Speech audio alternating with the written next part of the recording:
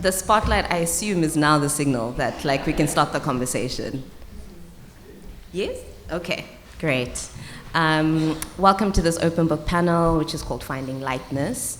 And I'm going to be speaking to Karen Vermeulen, Sven Axelrad, and Khaya Dlanga about the necessity of humor to process pain. I always start my panels with some kind of poem or verse or something to sort of like bless the proceedings. And today I just have a very short quote from like our feminist ancestor Bell Hooks, who said, "We cannot have a meaningful revolution without humor."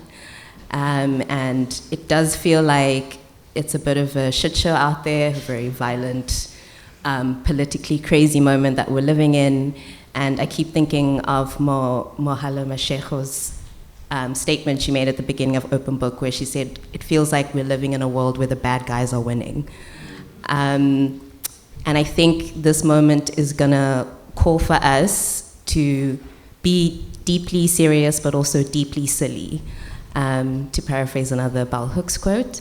And I think our three authors on the stage do a really good job of, again, being intensely silly, but deeply serious. And I'm just going to read their bios so we know who we're dealing with. Sven Axelrad was born in New Zealand to a French-speaking British father and a South African mother and lives in Durban.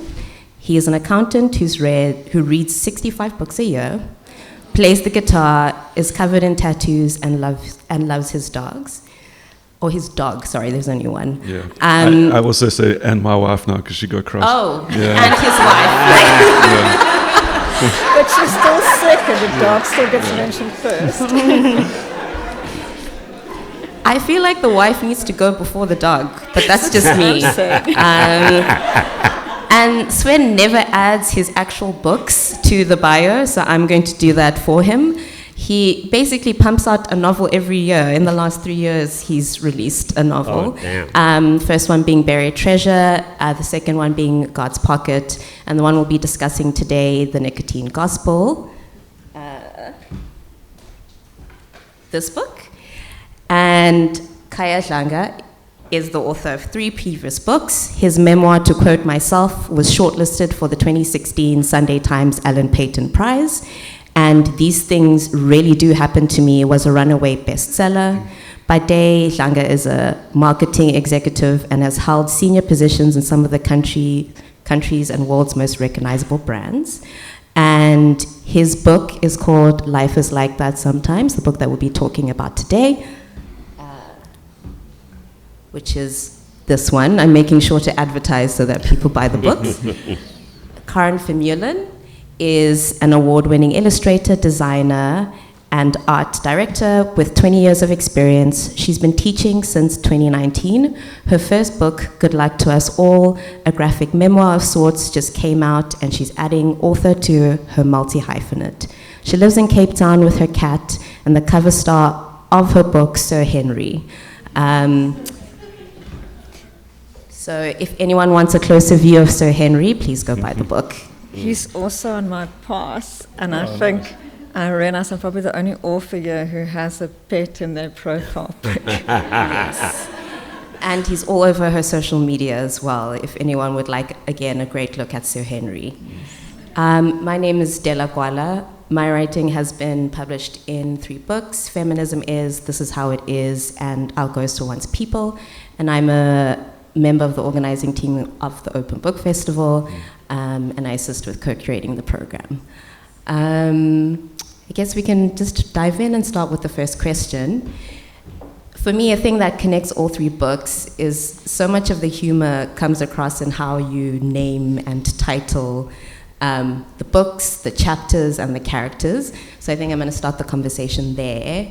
I'm going to start with Karen and ask her to please tell us the story of how her book came to be called Good Luck to Us All, and maybe share a bit about when you knew that was going to be the name. I should have anticipated that you're going to ask this question and prepared myself, because it's kind of hard to say out loud. And I actually realized that sometimes I tell people the wrong story because the actual one is just so bad, but I'm going to tell you the real thing. So I'm chronically single, and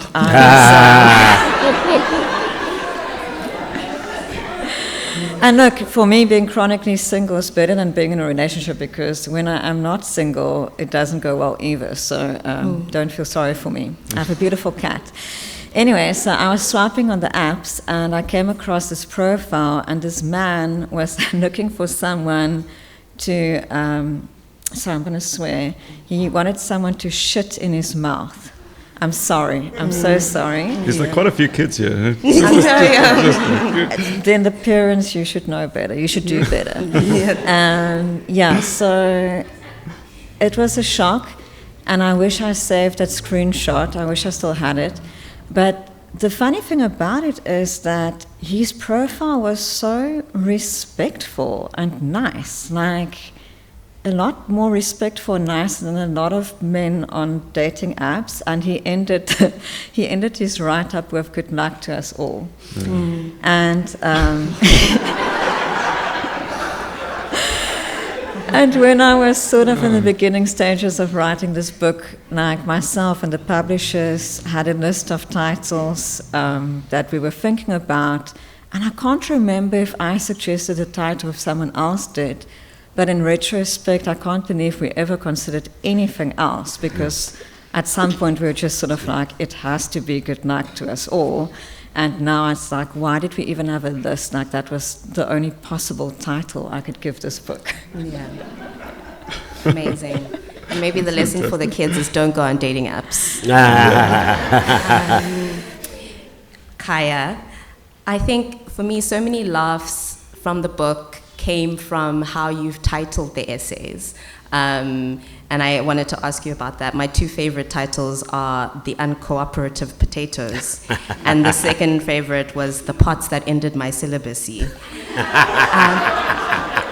So I'd love to hear, like, what came first, the title or the essay, and do you have a specific title that you particularly love from the book? Wow.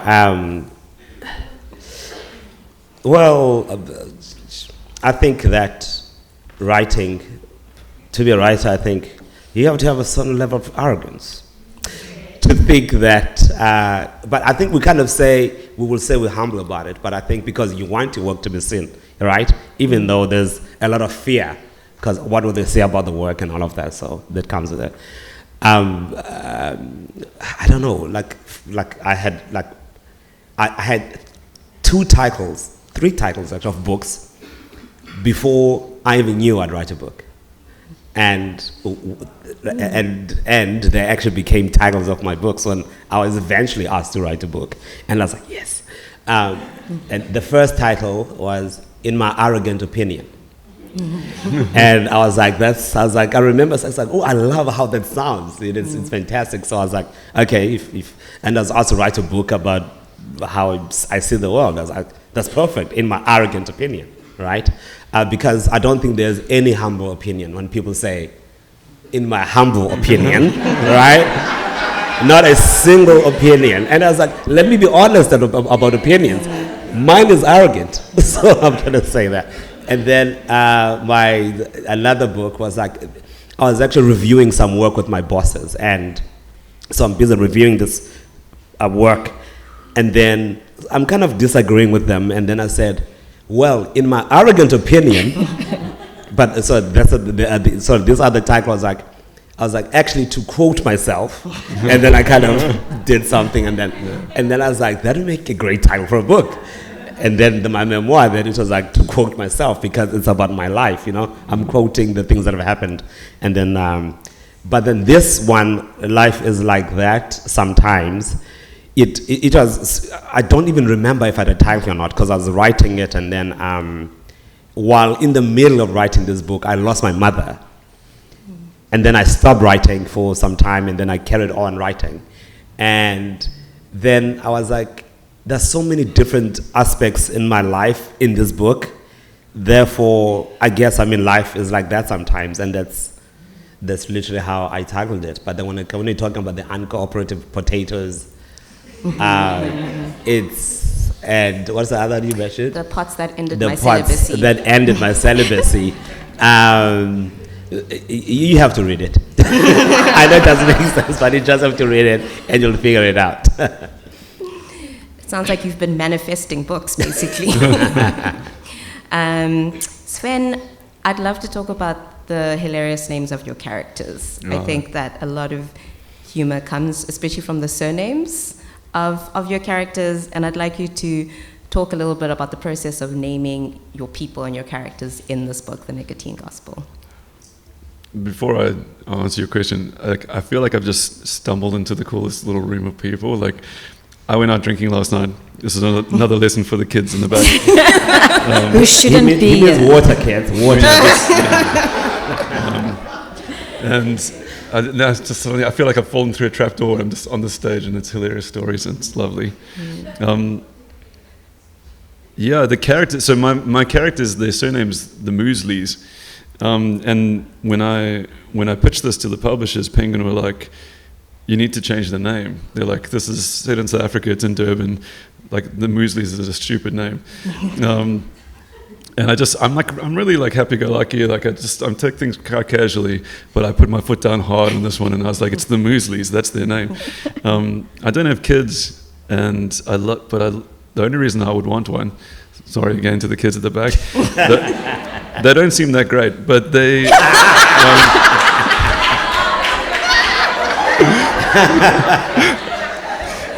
But it would be really cool to name one. Like, I love the idea of naming one of these guys. And so I get to do it with my characters. But basically the Mueslis was, I'm really glad you asked. My brother and I used to spend a lot of time just walking up and down our street and just chatting, and we would like talk about movies and stuff. And we were young, but there was a gate not far from my house, and it was really like run down. You know, like that one scary house that you wouldn't go to at night. And on the gate was a sign that said muesli. And I know now that they were probably selling muesli, like homemade muesli. But in my world, that was the Mueslis. And there were this mysterious house where something was obviously going on in there. And I didn't piece that together. I don't actually know why I called them the Mueslis, but when I thought about it afterwards, I was like, yeah. And the house that my characters live in my mind, is that house. You know? I love that. Also, this is just making me think of the ways that you describe Durban, and I think one of my favorites is God's sweaty pocket is how you describe Durban. Yeah. And I think also another one where you say it's a place of stubborn people. And yeah, I think if you've been to Durban, you know that's the truth. Said with all love. And, yeah. What? Yeah. I think for question 2, there's this sort of internet meme or adage that is basically a question, and the question is, did you have a happy childhood or are you funny? So that's where I want to kick off this next question and talk about where all of your like funny bones came from. And for me, I'm going to start with Khaya. So it feels like the first half of your book is like a tribute to the elders and, you know, the people who raised you. And so can you tell us about the people that made you funny? My grandfather was hilarious, but also terrifying. So it's quite funny because he was both this like super disciplined, but was also pretty hilarious at the same time. And he had this habit of like, let's say that he hated idling around, so something had to be done like all the time with your hands. So he would wake up every day, walk around the perimeter of his house in the village to see which part of the fence needed to be fixed, which hole needed to be dug so that there could be a pole that could be put in for the fence, and look at the crawl, and you know, and so every day there was something. It's like, because as a young boy, so what my job was to have the nails in my hand and the pliers, the hammer, and all of that, so that when he'd say to me, when he wouldn't look, you know, he'd be like, nail. I was like, he's like the surgeon of the fence. And that nail, and then he passed, but like I literally had to be very fast, you know, when you hand things to him all the time. And there'd be like a whole group of kids around him. And he'd be talking about somebody or teasing one of the kids. And you had to be very strategic in terms of like how you laugh. Because if you laughed too loud, you were the next target. And then if you were a little too quiet, you were a target. So you had to regulate how you should be laughing so that you never do become the target, of his, of his jabs. But, I also think that, life is there's this great thing that I love that Woody Allen said in the movie Annie Hall, right at the beginning of the movie. And he talks about these two characters, right? And he says that these women in some resort, in some skiing resort, there's these two wealthy women. And so these women say, and the one woman complains to the other and says, yeah, the food in this place is terrible. And then the other woman says, yeah, I know. And they serve such small portions too, right? So, and this is, and what I find funny about that, and then he says, and that's the thing about life, I find that my life is full of loneliness and misery, and it's all over much too quickly, right? And I think that that's what makes life funny, and if you get to see the funny in the misery, if there's a misery, you see the misery in the funny, right? And I think the ability to dissect those things are what really make, I think, for me, life worth observing, and also try not to be too self-critical, and just look at life as things that happen and you observe and you laugh about, cry about, or just please don't try to kill anybody over something. But yeah. Again, another life lesson for the kids. Yeah. Yeah, I think the fact that you come from just like a family of storytellers comes through so strongly, and I think you give such a nod to them. But also I think that what happens with stories is that I'm not saying it's an exclusively Xhosa thing, but Xhosa people just love telling stories all the time. It's wherever you go, there will be a story, and they're very dramatic, and I think you kind of inherit that without knowing that's what's happening to you. It comes naturally as a result, yeah. Karen, I'd like to come back to you, and it feels like in the intro of the book you share a little bit about the 7-year process of writing this and illustrating this book, and you detail sort of all the traumas and losses of the last 7 years, but then you end it with, but don't worry, I use humor as a coping mechanism, so this is a light read. So how would you describe your humor, especially in this memoir? And do you have an origin story for this particular humor as a coping mechanism? Yeah, so and in your first question about do you have a happy childhood or are you funny, the short answer is I'm funny. I hope, God. But yeah, so my dad's a funny guy. I think I get my sense of humor from him. We can be really goofy and weird. We have that sense of humor. And then, just laughing. I remember my uncle growing up was a very angry man, and every time we'd visit them every Sunday, and then on the way home, my dad would always just laugh at my uncle. And where other people would get upset and oh my gosh, my dad would just crack jokes about him and I'd laugh.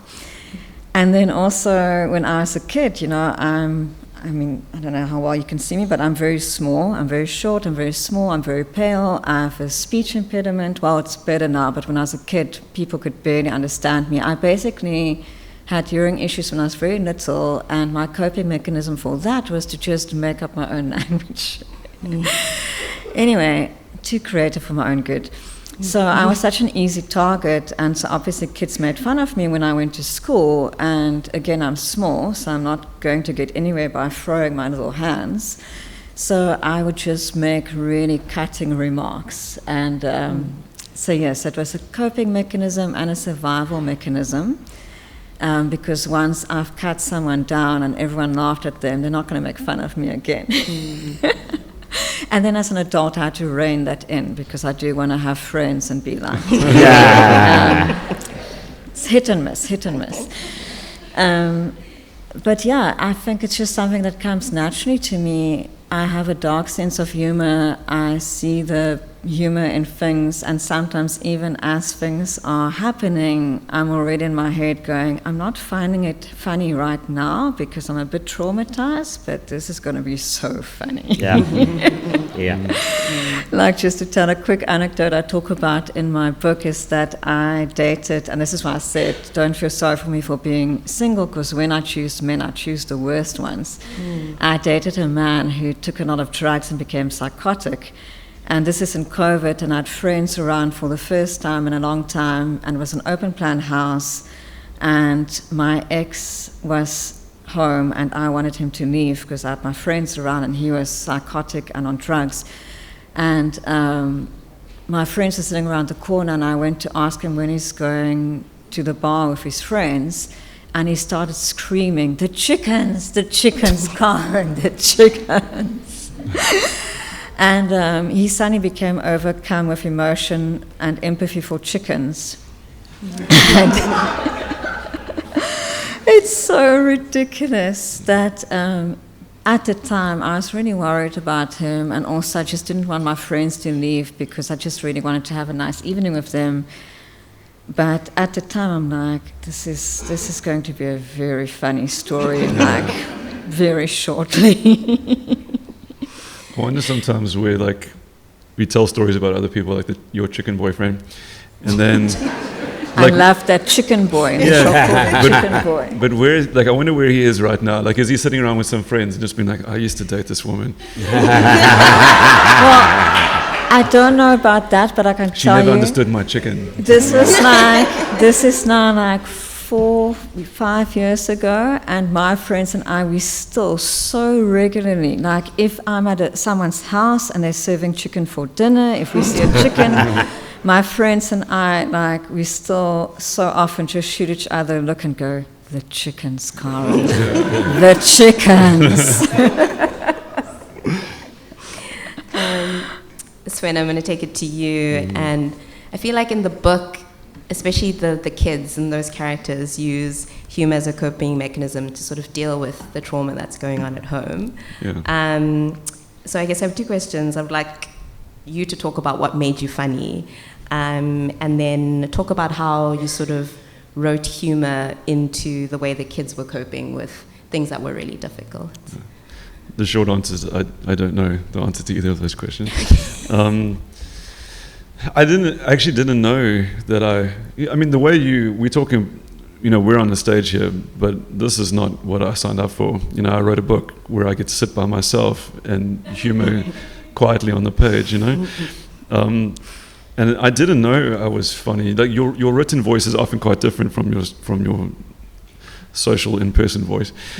And I didn't know I was funny until I read the stuff out loud to Shan, and I would read. She's my first listener, but she doesn't like reading, so I'll stand, like, I buzz around her and I just read to her pages once they're finished. And I watch her reaction, and she was laughing, and she was like giggling and laughing. And she's a tough critic. Like, this is my wife. She doesn't give me a lot of compliments. She likes to hold them close. I know she loves me, but I don't know she loves me,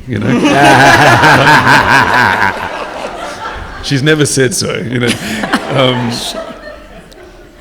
So, like, I only found out that my written voice was funny because there's jokes and then there's jokes, right? Like, I'm not good at telling you jokes with punchlines, but that's what's lovely about the novel, is that it's contextual, right? So you meet some people and you get to know them, and then there's not a punchline sometimes. There's that scene, I can't actually tell you what it is, but there's a fan and shit hits the fan. But, like, there's a scene that just, and it's, I wrote that. There's a lot of me in this book, and I sat in places crying writing it sometimes, which is embarrassing. But I also sat sometimes chuckling to myself. But also a little bit embarrassing. You're just in a coffee shop, like, laughing at your laptop. What was your question? Whatever you just answered. I mean, levity is a lovely thing, and as in my childhood, there's a bit of trauma in there, and my brother and I were always a unit, like the brothers in my novel, And when you're a kid and you're going through really tough times, the lovely thing about it is that you don't know you're going through really tough times. You're just a kid, like, and when you've got someone with you, like if something really bad happens to you, like tonight I miss my flight and I'm stuck on the street of Cape Town and I just decide to like stay awake all night. By myself, that's awful. With my brother, it's hilarious, you know. We're in the trenches together, and I think kids, they don't know they're in the trenches. They're just reacting and finding these beautiful ways to cope through silliness, through humor, through movies. For me, it was mostly movies and books, you know. Yeah.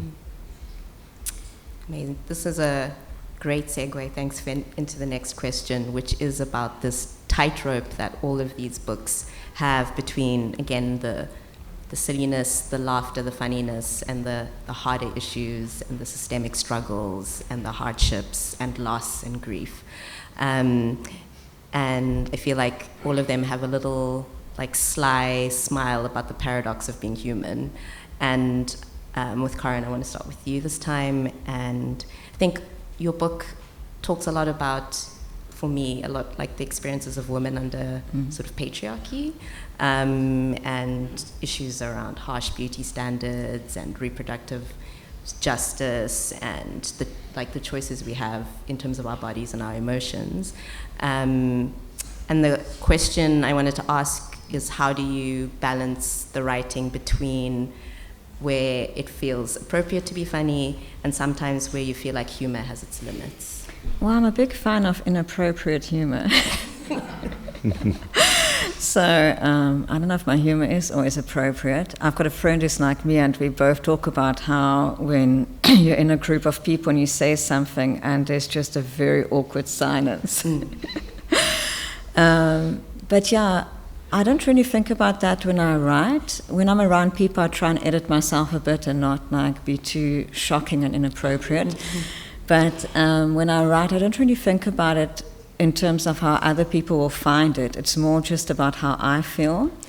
And I have depression and anxiety, and something that I just often experience is that, you know, when I'm struggling and I'm going through a hard time, I just get to a point where I also have ADHD, which is probably a blessing, because what happens is I just get so bored with being sad. I'm like, oh my God, I'm so fucking bored with being sad and being glum and down in the dumps. And I guess that's when I hit that point where I'm just boring myself right now, that's when I start like just naturally seeing the humor and start making jokes about stuff. So it's just something that kind of comes naturally. It's not something I think about. Where am I going to be funny? Where am I going to be serious? What can I joke about? What can't I? There is a joke in the book that I don't know if I should say or not, that my editor made me take out because it's too inappropriate. And I took it out, and then last minute I went, you know what? Fuck it. Put it back in. And the funny thing is, so this is on email, because now the book's out of my hand. It's with the DTP person, it's the person who gets it ready for print. So I say that because I design my own books, and normally that would happen soon in the process, but I design my own books, so I was doing a lot of the editing changes myself. But then it was handed over, and I said, no, put the joke back in. And no one replied to my email. No one said, yes, we will, or no, we won't. No one said anything. So when the book arrived, I didn't know if it was there or not. So I went and checked, and they did put it back in. And I haven't got a negative feedback on it, but I'm sure a lot of people did not like it. But I'm glad it went back in. I'm glad it's there. Yeah, I'm again, because of the kids, I'm like, we're not gonna. I don't know. I was gonna ask you to tell the story, but I'm like, maybe later. Do you know which joke I'm talking about? I'm not sure which one it is. I guess there's a few ones. There's one particular one that I was like, you need to read the book. Buckle up. Sven, in your book, one of the characters describes the nicotine gospel in the following way: just because something is crazy doesn't make it any less real.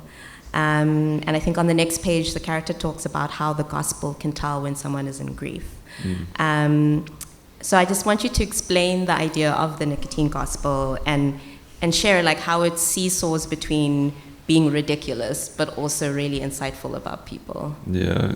So I mean, the background of this is the nicotine gospel is basically my brothers, they lose their mother to a lightning strike early on, and they're left with their dad, and the dad can't handle his grief, so to try and make some sense of the world, he creates a new sort of religion out of cigarettes, where it's like a zodiac, basically, where you can tell what someone's like and how they're going to act and who's compatible based on what they smoke and how they smoke it.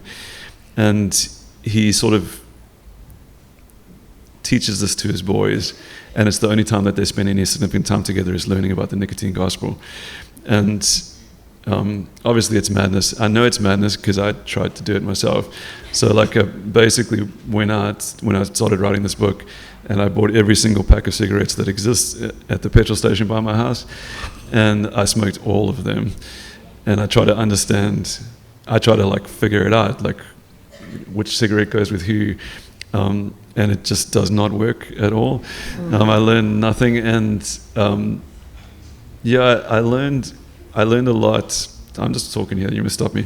I learned a lot when I started talking to other people about what they smoked and why, and who gave you your first cigarette. And it's usually that funny uncle or someone, there's someone along the line. And then I started to create this nicotine gospel, and it obviously doesn't work. It's madness. Tell me the question again. I'm getting close to it. How it was explain the nicotine gospel, and how does it? I think the way you write about it, again, like you said, it's a zodiac made of cigarettes, like it becomes something that comes up in sort of the bond between the kids and the dad, and it ends up being moments of like insight into people, especially around grief. So this zodiac ends up being a really, really interesting tool for things that are a lot more serious. And that is the beauty of because it dovetails a lot into the cigarettes. I'm not condoning them. It's their family dysfunction metaphor, but and the nicotine gospel itself is madness, and the boys kind of know it, but it still works. And that scene in the psychologist's office is a really important one to me. I mean, I went to see a therapist for the first time in my life this year, and my excuse was the book. And it was so interesting to me because I'm busy editing this passage about seeing a psychologist while I'm seeing a psychologist, and it's very meta, and you can tell so much by people by just watching them. And the way I talk about it in the book, it's my character is sitting with a psychologist, and the psychologist says, well, like, do it on me. What do these cigarettes say about me, And he says a few things and gets it right, but he doesn't say the things that he's holding back, which are, just by the way he holds it in the grip, he can tell that he's lost a child. Why do I get emotional about my fictional characters losing children? I don't even like children. And I suppose, I'm just rambling away, but I suppose that what I just did there is also the way that this stuff works, right? Like, I'm genuinely emotionally upset by that, but then a quick joke and a quick moment, and we're back in the game, and we can keep. I think sometimes, because this is a fictional account, but so much of it is dovetails with my real life, but I couldn't get close enough to my real life, if this was a memoir, to really deal with it. It's too hard. But with these guys, that's probably why I'm emotional, because these characters mean there basically is my real life in there, but through the lens of humor and fiction, I could stand right against it and hold the tension of life, which is so much tragedy and so much heartache, side by side, shoulder to shoulder, with so much love and beauty. Yeah, that's beautifully said. Take a breath for that moment. And I think this is very connected to the question I'm going to ask Khaya. I think in the second half of the book, there's like journeys that are basically, for me, the recurring theme is basically people's audacity. There's so many stories about people's audacity, and that becomes the root of so many of the jokes. But then later on in the book, it ends with some deeply heart-wrenching essays about grief. So I wanted to ask you how you held writing about that spectrum. Again, the funny tales about, Isbindi and people's audacity, but then also being able to hold the other end of it and the sort of really, really hard days of grief. Jeez. I think, like I said, it's just that it's life that you kind of experience, I think, almost every day. It's like you're constantly living, like, between, human tragedy, like almost every day, right? Mm. And it's what you choose to focus on. And I think what you're talking about sadness is like, well, do you choose to only focus on the sadness and not on the other, flips, the other side of the coin? And maybe certain things are not funny, when they're happening, like I said. But when you look back, you're like, okay, that was really, really funny. Mm-hmm. Like when, I was being robbed, and I was 12 years old, and someone put a knife, to my throat, and then because I was robbing for 5 rand. It was like freaking 5 rand, and he said he was going to take me to some school and and kill me, and then when he said this, I mean, at the time it wasn't funny. So I said, there is this expression that old Xhosa women will say when they're praying, or as an exclamation point, and they'll say, "Oh, Nkosi no fefe," right? And then I was being robbed, and I said, "Nkosi no fefe," and I'm like, what? I don't know how. I mean, that's, when I thought about it later, it doesn't really funny. Like, why would I say this? Because I've never said that in my entire life, but at the time I said it. And then, like, with the, because I think you obviously touching on me losing my brother. So a few years ago, I lost my brother to suicide. So he took his own life. And funny enough, he was also he was hilarious. He was really, really funny, very creative. And I mean, writing about that was pretty hard. And one of I think how I got into it was a chapter where I wrote about Job in the Bible, right? So what I do in that, so I decided to have a humorous take on that moment where God is talking to Satan and they're making a deal, about, okay, you can do anything you want to Job, just don't kill him, right? But I remember writing that because, like, the things that happened to Job are freaking tragic in that thing. All his kids die, he loses all his livestock, he gets it's just terrible what happens to him. And so I kind of flip this whole conversation between God and Satan when they're talking to each other about this deal. And I think that my way into dealing with it, writing about the tragedy, what happened to my brother, and then and then my mother, was that I had to find a way in. And I think that way in was the events that happened to Job, because at the in the beginning of the chapter, Job also says, when he's like, the final thing that he's lost are all his kids, and he says, he tears his clothes and he says, "Naked I came, naked I shall depart. May the name of the Lord be praised," right? And then I remember reading that for the first time, and I thought, this is shocking. Like, why would you say this after you've lost so much, right? The thing that you should be saying is like, okay, stuff you, but, and he says the opposite of what I expected.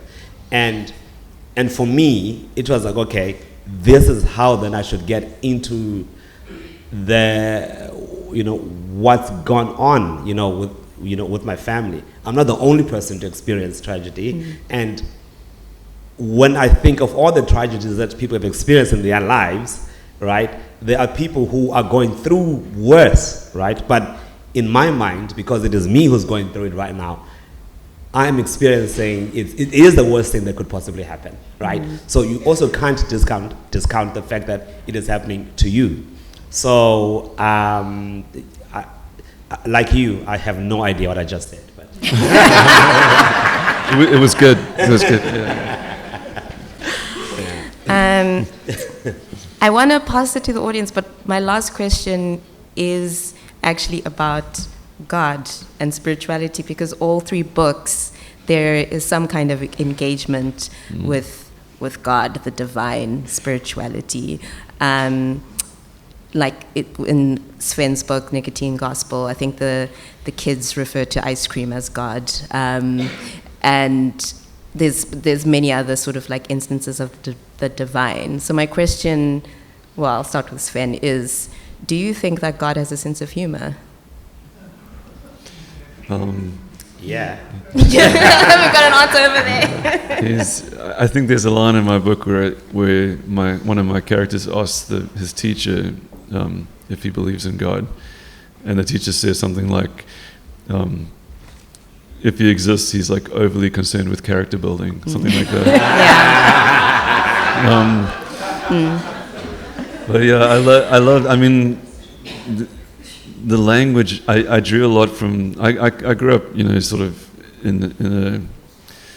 with zero religion being taught to me as a little kid, and then going into like Durban churches, and a lot of the language I use is biblical language. There's so much beauty in biblical language, and it doesn't matter what you think about religion, and just the language I'm talking about. And I love playing with it. In all my books, I try. Basically, like, I grew up with this level of faith, passed down from my parents and that. And then I got older and I was like, this is ridiculous. Like, I'm out of here. And I tried to not believe in anything at all. I'm telling you some deep stuff here. I tried not to believe in anything at all. And I was really bad at that. So I'm like really bad at believing in God, and I'm really bad at not believing in God. And then that's where my stance is in the novel, yeah. Yeah. Khaya, you had a quick answer for if you think God has a sense of humor, so I don't know if you want to share a bit more about that. Absolutely. I think, when you think about the things that happen, likely, I think, when I think about the things that have happened in my life and people that I know, I definitely think that God has a sense of humor. And if we are made in His image and we are funny, God must be funny, right?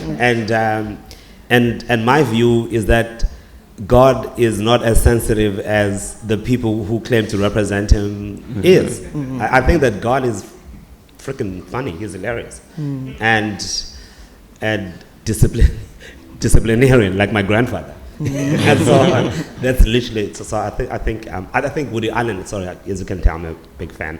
I know it's not a cool thing to say, but Yeah. Vicky Cristina Barcelona is still one of the best films I've ever fantastic. seen. But I never tell him. Yeah. So, and he says, I'm an atheist, but to God, I'm the loyal opposition. So, yeah.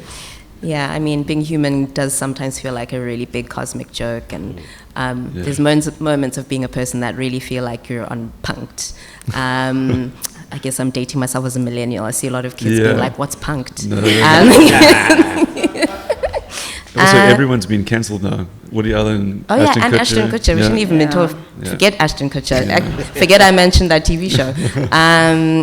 Karen, I think there's this chapter where you talk about your journey with sort of the woo-woo or spirituality, and it's like this split between a bit of cynicism and faith.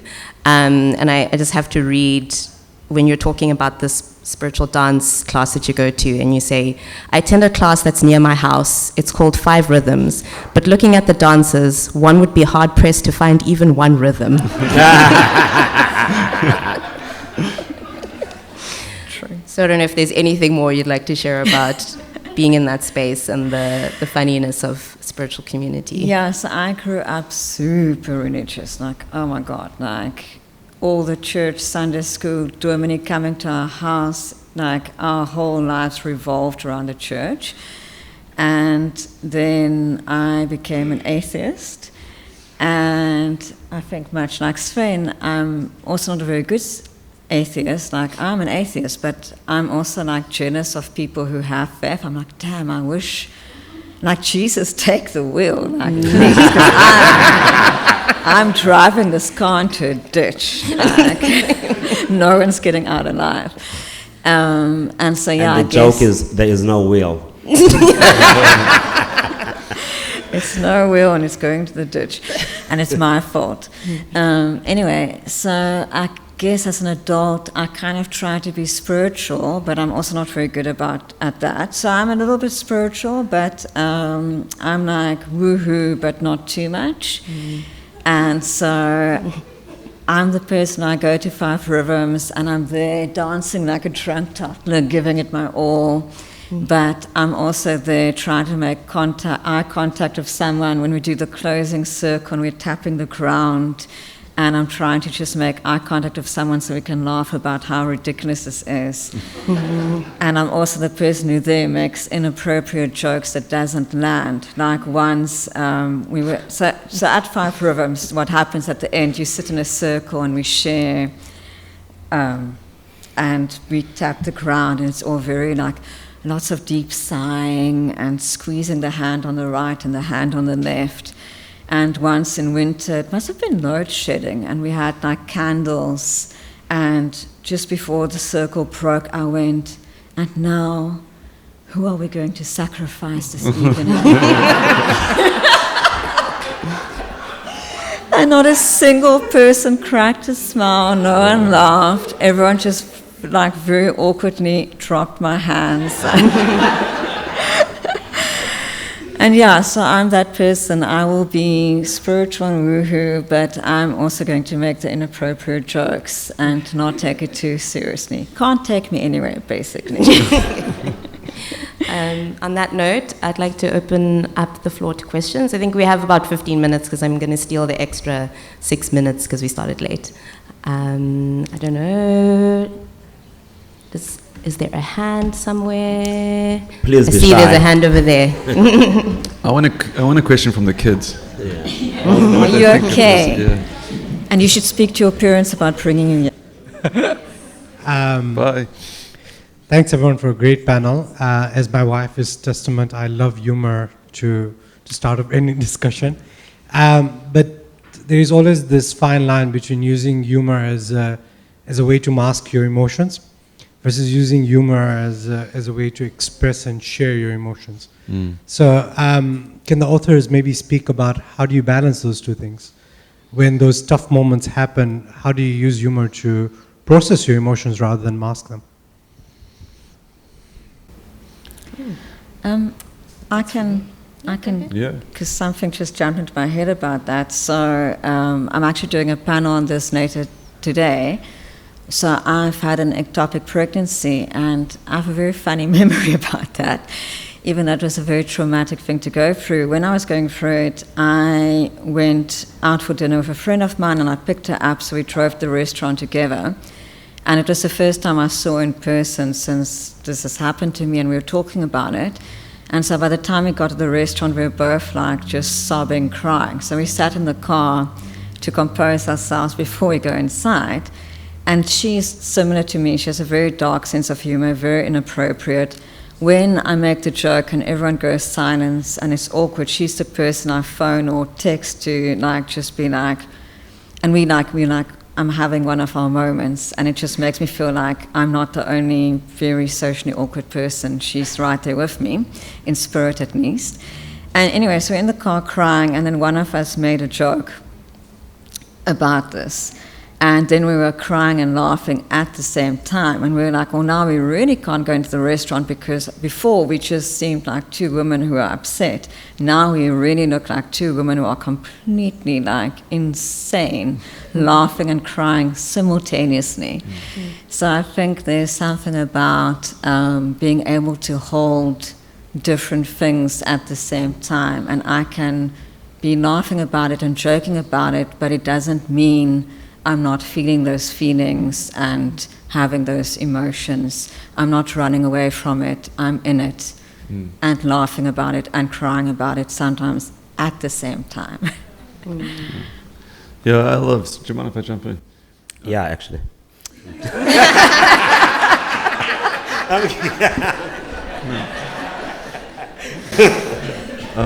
Just a short answer. It's such a good question, and there's probably no real way to answer it. But they just belong right next to each other. The humor and the pain of the thing that you're approaching, right? And you're like, it will be natural. Your natural inclination will lead you over the edge with some of your jokes, or some of them before. But I love what you're saying about your friend, because I think a lot of the time when we use humor, it's to deflect or mask, and that's fine. It's coping mechanism, and you're coping. You need that mechanism for a reason, is to cope. But as we get older as well, I think sometimes my brother particularly doesn't say how he feels about things, and he is quite funny. He'll tell jokes and that. And the trick now is to ask a follow-up question. You know, like so. Whereas before he would have laughed and we would have avoided it because it's tough for us, and now you just need to. There's a kind of little public service announcement to your friends and family, like just when they tell a joke, laugh with them, and then follow up with a little, how are you doing with that anyway? You know, like just push a little bit more. And the art's exactly the same. Tell your joke, and then ask yourself a question: how am I dealing with this now? You know, and actually go there. Yeah, and yeah, I completely agree with that, because I think that there's a lot of truth and humor. I mean, there's a lot of truth in humor, and I think if you really look at it that way, and accept that about it, you'll realize that you are doing two things at the same time. You are dealing and you're also being funny. So I don't think that it's a way of, of avoiding. But it's so like I have to tell this. I used to go to this church many years ago, and so like just white people and me, and and so we're in this house, like it was like a cell group thing, and me and these white people, and so someone is busy praying. It's like, Father God, like thank you Lord for A, B, C, and D, and Father God, if you just take our hearts and our black hearts and clean them with your blood, Jesus, and turn them white, Father God, And in the middle of this prayer, I said, does this mean I need a heart transplant? But I mean, I just think that, because I mean, I know what they're saying, but I also think that sometimes we should interject the most serious moments with humor. Anyway, sorry. I see there's a hand over there. I think that's the first one I saw, but hopefully... Oh, it was the one down here first. Okay, you've got the mic, so I think we'll start here and then we'll go there. Afternoon to everyone. I think this one will be directed at you, Khaya. Sorry. Sorry, guys. I hope it's a hard question. Okay, so firstly, I got the book as a birthday gift, and I was like, I don't want to read the book. I don't want to read it, because I felt that not so seriously, but I was like, we've got this close type of relationship with the people that are of certain status, like on social media and everything. So like following you there and everything, and I was like, maybe I already know the book because of the type of person that you are. And then I decided, you know what, let me read the book. And then as I went through the book, very hilarious, very funny. I resonated with some of the chapters, and I was like, oh, okay, cool, this is nice. But then I was very pissed off at you. I was like, it felt like you left us hanging. And I was like, I need to find this man. He needs to answer for all this. he needs to answer. So there's the last chapter there where I was saying that, but I think at the start of the introduction, you've kind of answered me, but I still wanted you to just kind of like let us into where I'm saying that you've left us hanging because of the respectfully where you lost your mother, right? And with that, was that the plan with the book, or was it just at the time where you're like, I'm done here with this, and this is where it ends? With life is like that sometimes. Well, by dying, my mother left me hanging too. So, but I guess what I can say, I mean, to that is because life carries on until you die, and even after you are dead, somehow your life does carry on in those people who live, who are around, and then at some point, people forget it even existed, right? But I don't know if I mean, so I was also dealing, I think, with the loss of my mother, you know, when I was, when I wrote the last chapters, I think, of the book. And part of that for me was to heal. And in many ways, I always say that, like, having written that book at that time probably took me through and, like, it healed me quite a lot, because I went through, like, there's some details that I was writing about. This is me losing my brother and also my mother, and it's not. I always sometimes I feel guilty about the fact that my sisters did not have that luxury, right, to deal with the grief the way I did by putting it down on paper in chapters. But at some point, I had to stop. You know, I had to finish. I could not be in a place of perpetual grief.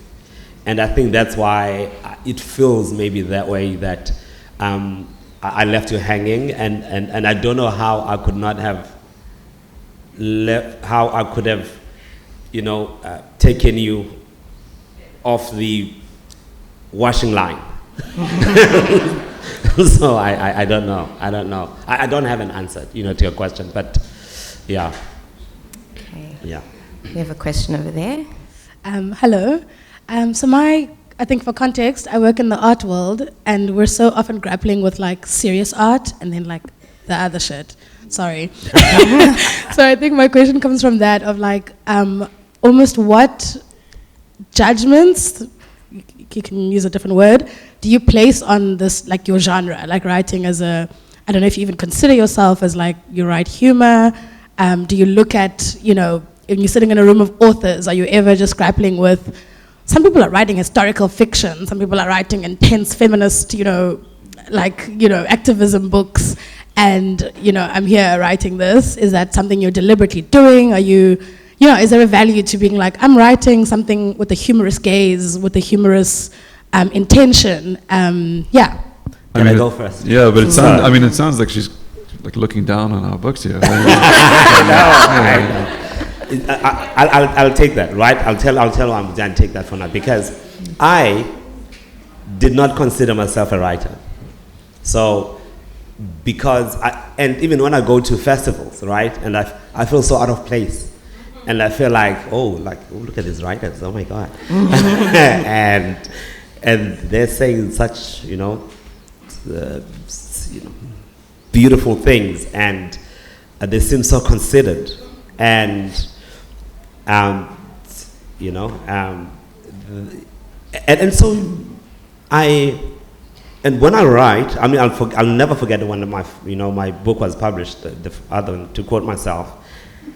And I remember reading this book, the physical copy, when I got the actual physical copy, and I was like, this is the worst thing I've ever read in my entire life. And I wanted to say to my publisher, can we just not publish this? And she said, well, too late, it's going to the bookshelf, so we can't pull it. And I remember, I was like, it's so serious, oh my God, this is terrible. Literally, this is what I thought. But what shocked me was how people found it funny. And I remember thinking, but where is it funny, right? But I wasn't, because I thought I was being too serious. So I think sometimes, like, you may, I don't think that, like, I write with the intention to be funny. I write with the intention to tell a story the way I know how to tell one, rather than, okay, let me be funny, let me be serious. Because I think that there can be I think you can go to a false sense of place when you try to do something that you are not, right? So I think that the humor will find you in the story, and I think that, like, the tragedy or the seriousness will find you in the story. I don't think that, like, the intention to do it is will serve you well, because you might come across as pretentious even only being funny, or come across as pretentious or being serious, or come across as pretentious only being irreverent, right? Because it doesn't come from the sense of the true self. That sounded very pretentious. Yeah, I mean, there's a lot of snobbery between the genres of fiction. I mean, all of us that are in books know it. I'm on the higher side. I'm joking. I'm in literary fiction, and people always say to me, "Oh no, I only read they read romance," and they're apologizing to me. And I'm like, that's cool, man. I love that you read. Reading is valuable in all formats. Art is valuable in all formats, and I know that there is serious art, but it doesn't make it better. It makes it serious, you know. I would call my book literary fiction in the scheme of magical realism and stuff, but it's funny too. And if you just read it and you don't get any of the subtext, and you just think it's funny, or you got moved by the kids and their story, that's pretty damn cool. And this is another one for the kids. I just want people to read. I don't even care what you read anymore. Just read. I agree. Look at art. Watch movies. You know? Yeah, so for me, again, I just naturally gravitate towards humor as a coping mechanism. But I had a very funny thing that came to mind when you asked that question. And it's an interesting question, because there is this thing where it's almost like seriousness has more weight, it's more worthy. And the second you're a silly person, you make jokes, you dress a certain way, people don't take you seriously. And even that's an expression in language, says a lot. Anyway, and I got this book deal to do this book. I pitched and I got the book deal. And then, because I didn't study writing, I wasn't a writer in any way except for my own entertainment. So then I was like, oh shit, I better learn how to write. So I went and did a short online course on memoir writing. And in this course, we got paired with someone, and then you read each other's essays and workshop it and critique it and all that. And I got paired with this Japanese man. And he was like, you know how Japanese people can be very sort of, I don't know what the word is, but it's very almost like it feels like everything they say and do is sacred and very respectful and like that. And he was very much like that, this older Japanese gentleman, and he wrote about his wife passing away, and it's all very quiet and deep and sacred and respectful.